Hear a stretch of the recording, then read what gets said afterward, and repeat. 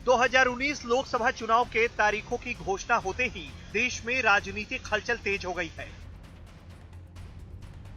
सभी राजनीतिक दल आगामी लोकसभा चुनाव के मद्देनजर तैयारियों में लग गए हैं।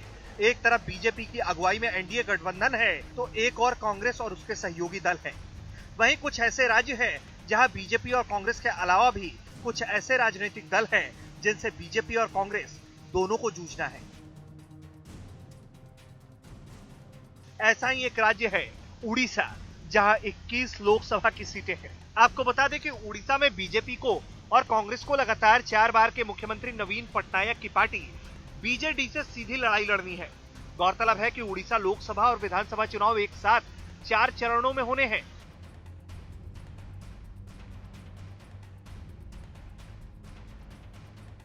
उड़ीसा में तो बीजेपी ने 2014 के लोकसभा चुनाव के परिणामों के बाद से ही चुनाव प्रचार का अभियान शुरू कर दिया था। पीएम मोदी और बीजेपी अध्यक्ष अमित शाह ने तो 2014 लोकसभा चुनाव के बाद से उड़ीसा में 9 सभाएं भी कर दी है।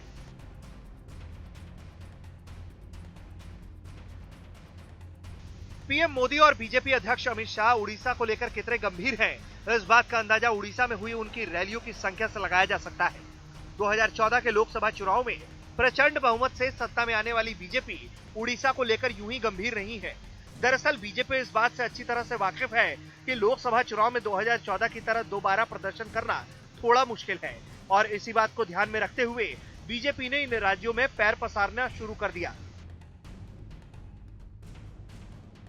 जिन राज्यों में बीजेपी ने 2014 के लोकसभा चुनाव में अच्छा प्रदर्शन नहीं किया था। आपको बता दें कि 2014 के लोकसभा चुनाव में 21 लोकसभा सीटों में से 20 सीटें जीतने वाली बीजेडी के लिए आगामी लोकसभा चुनाव 2014 की तरह आसान नहीं रहने वाला, क्योंकि 2014 के लोकसभा चुनाव में लगभग 22% वोट शेयर के साथ एक लोकसभा सीट जीतने वाली बीजेपी ने पिछले 5 सालों में उड़ीसा में अपने आप को काफी मजबूत किया है, और इसका परिणाम उड़ीसा के जिला परिषद चुनाव में दिखाई भी दिया था, जब बीजेपी 36 सीटों से बढ़कर 297 तक जा पहुंची और बीजेडी 651 से घटकर 473 सीटों पर आ गई।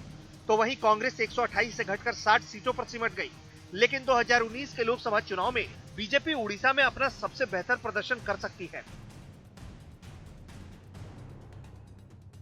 और इसका इशारा हाल में आने वाले कई चुनावी सर्वे भी कर रहे हैं। ब्यूरो रिपोर्ट, भारत तक।